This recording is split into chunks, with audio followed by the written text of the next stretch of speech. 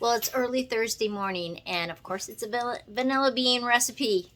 Today, we're doing a fun recipe that a friend of my mom, Julie, gave it to me, and it's called pumpkin pie pudding.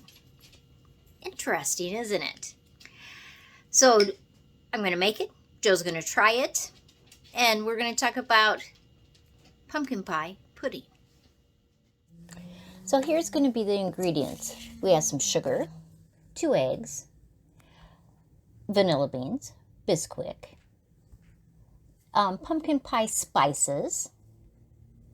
We also are going to have evaporated milk today and some regular pure pumpkin. Now you could use pumpkin that you grew in the garden also.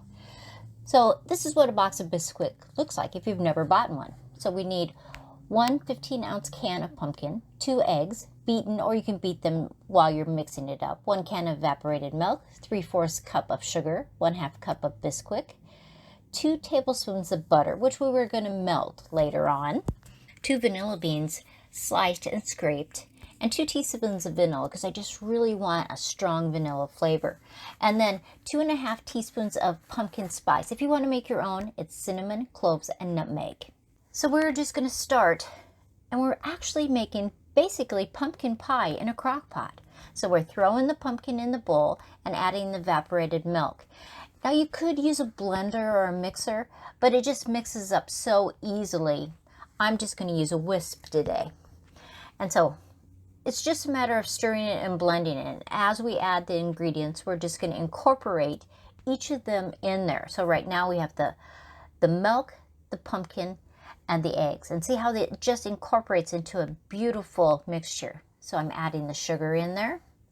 It's really so fast, and so that's why I'm not using a mixer. I'm adding the pumpkin pie spices.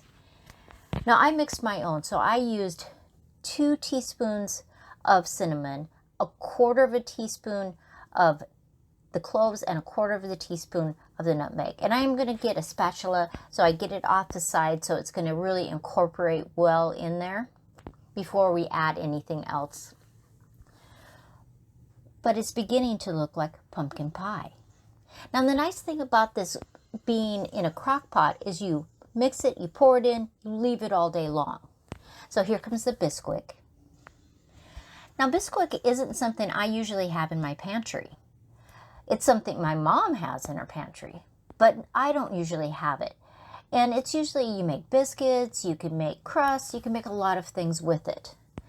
But this is really going to thicken it up in the crock pot, and that's why it's added. So we have 2 nice vanilla beans. And of course I'm going to scrape it. Always like, subscribe, and share with the world. I always appreciate that. And I'm using the back of my knife, scraping those vanilla seeds in there. And if you use the back of the knife, it's just much more safe for you. I'm going to incorporate that in again. Just a matter of stirring. Now, does this look like pumpkin pie or what? Beautiful color, lots of spices, vanilla beans. Now I'm going to add 2 teaspoons of homemade vanilla in there too. I like a strong vanilla flavor in my pies and my cakes, and so we're going to mix that up. Would you have to add the vanilla? No. You could just go with the beans and it will give you a good flavor. So this is a crock pot. I'm going to just pour that in. Now, as I'm pouring this, I realize my butter is still in the microwave. So I have to add my butter and mix again because I forgot to add it beforehand. I have my crock pot set on low, and it's actually going to sit all day, about 6 to 7 hours, depending on your crock pot. And you want it to be cracking, just like a pumpkin pie can crack. And it's very thick. And so I'm just going to scoop that out. I'm going to put it in a small bowl, and I'm also going to put it in some little servings so that Joe can try it. And I want it to become cool, so I'm going to leave that on the counter. I'll put some saran wrap it and then put it in the refrigerator because I always like pumpkin pie cool. I'm just amazed that you can make pumpkin pie in a crock pot. So let's have Joe try. So Joe's going to try my pumpkin pie pudding. This is a recipe for a friend of my mom's, Julie. So Julie, thank you for the recipe. And Joe's going to try it and see what he thinks. Now let's zoom in. It's very thick, thicker than what a pumpkin pie really is. So Joe, try it out and see what you think. I get a big belly, baby. Okay.